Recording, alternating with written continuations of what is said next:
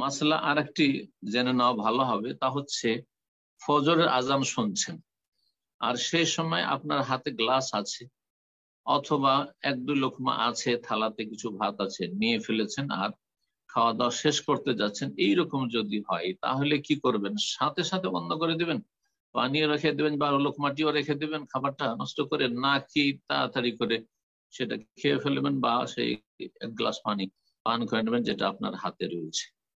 এই মর্মে সুনান আবু দাউদ একটি হাদিস রয়েছে, আবু হুরায়রা রাদিয়াল্লাহু তাআলা আনহু থেকে বর্ণিত।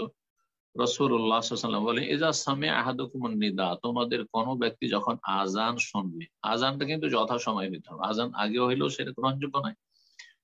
আজান আসলে মাপকাঠি নয়। আপনার আহ পানাহার থেকে বিরত হওয়ার ক্ষেত্রে, শুভ সাদেকের ক্ষেত্রে, এবং সূর্য ডুবছে যে সময় সেই ইফতার করার ক্ষেত্রেও আজান যদি ঠিক টাইমে হয় তাহলে সেটা গ্রহণযোগ্য, আর না হলে সেটা এমন গ্রহণযোগ্য বিষয় নয়। আসল হচ্ছে শুভ সাদেক হয়ে গেলে পানাহার জায়েজ নয়, আর সূর্য অস্তমিত হয়ে গেলে আর বিলম্ব করা ইফতারে ঠিক নয়। নবী সাল্লাল্লাহু আলাইহি ওয়াসাল্লাম বলছেন, তোমাদের কোন ব্যক্তি যখন আজান শুনবে ফজরে, ওয়াল ইনাউ আলা ইয়াদিহি, সেই সময় তার হাতে পানপাত্র রয়েছে, পানি রয়েছে, গ্লাস রয়েছে পানি, ফালা ইয়াদাহু, সেটাকে সাথে সাথে রেখে দিবে না, না মোটেই না।